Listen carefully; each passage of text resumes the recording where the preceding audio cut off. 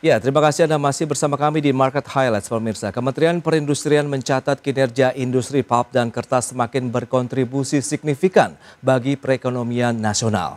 Ya, tercatat hingga Februari 2025, industri pulp dan kertas di Indonesia mencatatkan nilai ekspor sebesar 8,09 miliar dolar Amerika Serikat atau sebesar 131,05 triliun rupiah. Aktivitas produksi di sektor industri pulp and kertas terus tumbuh positif dan sangat berkontribusi signifikan terhadap perekonomian nasional. Berdasarkan data bulan Februari 2025, industri pulp dan kertas di Indonesia mencatatkan nilai ekspor sebesar 8,09 miliar dolar Amerika Serikat atau sebesar 131,05 triliun rupiah. Rinciannya, industri pulp menyumbang 3,56 miliar dolar Amerika Serikat, sementara industri kertas mencapai 4,44 miliar dolar Amerika Serikat.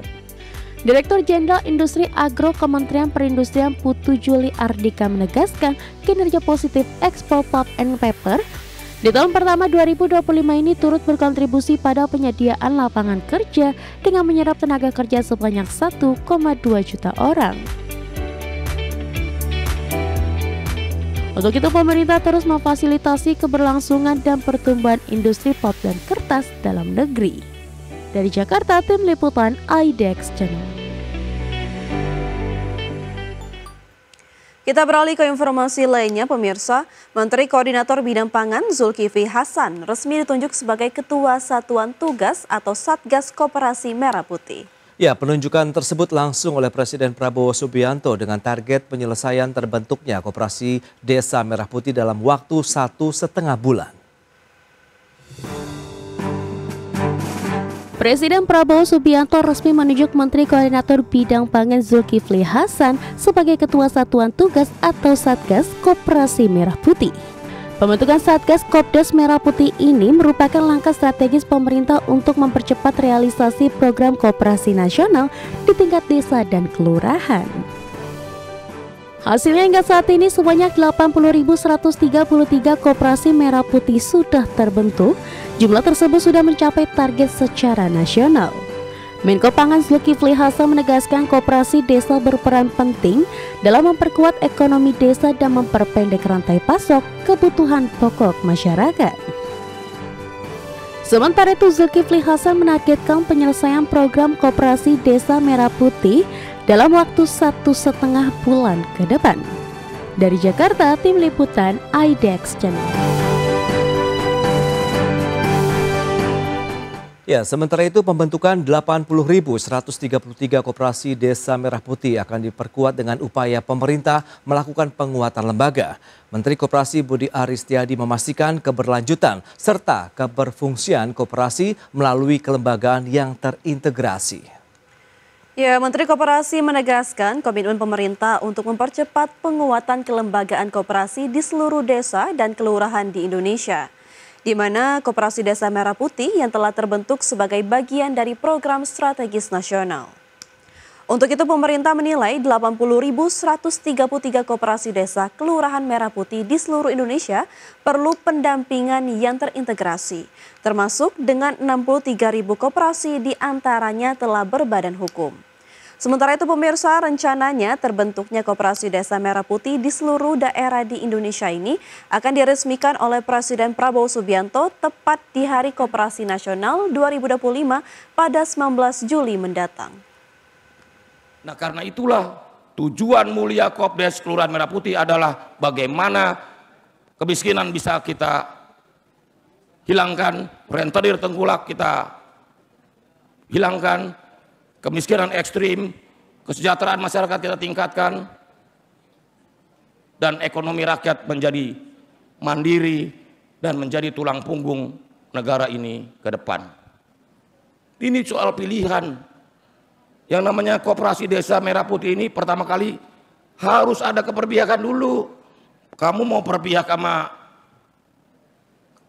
apa? Distributor, middleman, tengkulak, rentenir, atau berpihak sama rakyat? Kembali di Prime Market Highlight, pemirsa. Presiden Prabowo Subianto menilai saat ini produksi pangan di Indonesia telah menunjukkan peningkatan yang signifikan. Ya, oleh karena itu dirinya meyakini target swasembada pangan yang dicanangkan pemerintah akan segera terwujud dalam waktu dekat. Presiden Prabowo Subianto menilai saat ini produksi pangan di Indonesia telah menunjukkan peningkatan yang signifikan. Oleh karena itu dirinya meyakini target swasembada pangan yang dicanangkan pemerintah akan segera terwujud dalam waktu dekat. Dalam paparannya saat peresmian pembangkit listrik energi baru terbarukan, Prabowo menyebut dalam 6 bulan pertama pemerintahannya, peningkatan produksi pangan sudah terlihat dalam beberapa bulan terakhir, di mana rata-rata sejumlah tempat produksi di berbagai daerah mampu menghasilkan peningkatan hingga 50%. Dan kita sangat bersyukur kepada Yang Maha Kuasa, bangsa Indonesia diberi karunia potensi-potensi kekayaan-kekayaan yang luar biasa. Saudara-saudara sekalian,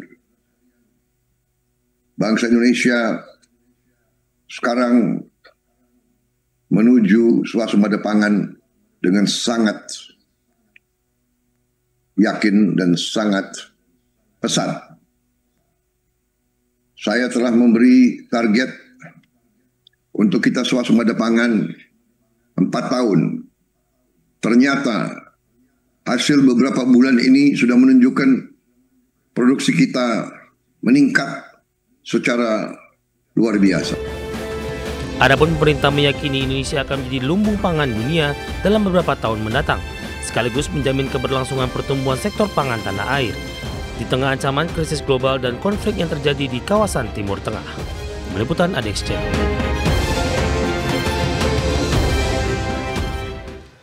Ya, Lembaga Pangan Dunia atau Food and Agriculture Organization memproyeksikan produksi beras Indonesia akan mencapai 35,6 juta ton pada musim tanam tahun 2025-2026.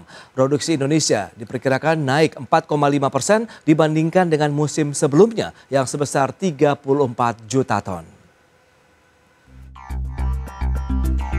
Lembaga Pangan Dunia atau Food and Agriculture Organization memproyeksikan produksi beras Indonesia akan mencapai 35,6 juta ton pada musim tanam 2025 hingga 2026. Produksi Indonesia diperkirakan naik 4,5% dibandingkan musim sebelumnya yang sebesar 34 juta ton. Dalam laporan tersebut, FAO menempatkan Indonesia sebagai produsen beras terbesar keempat di dunia, serta Tiongkok, India, dan Bangladesh. Kenaikan ini menandai pemulihan signifikan yang dilakukan pemerintah setelah sempat mengalami penurunan pada 2024-2025. Adapun Badan Pusat Statistik memproyeksikan produksi beras sepanjang Januari hingga April 2025 mencapai 13,95 juta ton. Angka ini diproyeksikan menjadi yang tertinggi selama 7 tahun terakhir. Berbagi sumber untuk IDXN. Menteri Pertanian Andi Amran Sulaiman menilai penyatuan Himpunan Kerukunan Tani Indonesia dapat memperkuat akselerasi pembangunan sektor pertanian nasional. Langkah ini strategis dalam memperkuat peran kelembagaan petani untuk mewujudkan target swasembada pangan. Menteri Pertanian Andi Amran Sulaiman menilai penyatuan Himpunan Kerukunan Tani Indonesia atau HKTI dapat memperkuat akselerasi pembangunan sektor pertanian nasional. Langkah ini strategis guna memperkuat peran kelembagaan petani untuk mendukung program Presiden Prabowo Subianto dalam mewujudkan target swasembada pangan.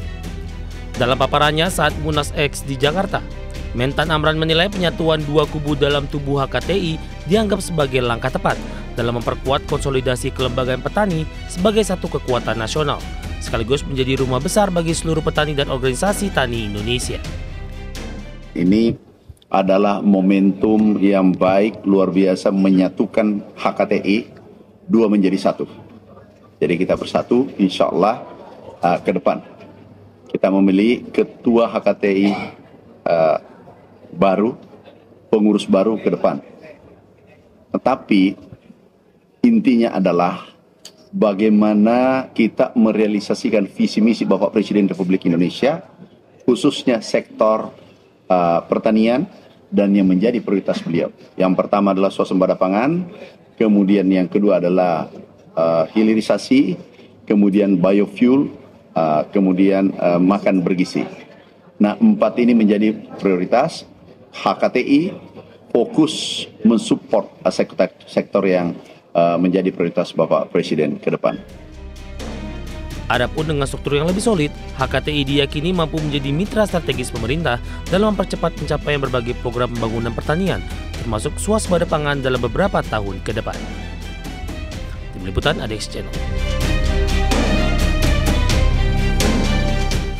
Ya, sementara itu Wakil Menteri Pertanian Sudaryono menekankan pentingnya memperkuat produksi pertanian nasional guna mencapai swasembada, ketahanan dan kedaulatan pangan. Menurutnya seluruh upaya harus diarahkan pada peningkatan jumlah penanaman agar panen pun lebih melimpah. Ya, Sudaryono menegaskan bahwa inti dari ketahanan dan swasembada pangan adalah menanam sebanyak dan sesering mungkin. Menurutnya produksi pangan yang berlimpah hanya bisa tercapai jika petani memiliki akses terhadap bibit unggul, teknologi pertanian, serta dukungan riset dan inovasi. Dirinya juga menyebut bahwa peningkatan produktivitas tidak hanya berlaku untuk tanaman pangan, tapi juga komoditas seperti kelapa, kakao, kopi, dan coklat. Penelitian terhadap bibit unggul harus dilanjutkan dan hasilnya harus diimplementasikan. Tadi disampaikan Pak Menteri, sebetulnya kedaulatan, ketahanan, dan swasembada itu intinya harus menanam. Nanam banyak, panen banyak. Nanam lebih sering, panennya lebih sering. Maka tidak bisa kita berwacana saja. Inti dari mencapai swasembada, ketahanan, dan kedaulatan tadi adalah bagaimana kita memproduksi pangan kita sebanyak-banyaknya. Dengan cara panen lebih banyak. Kalau panen lebih banyak, maka nanam kita harus lebih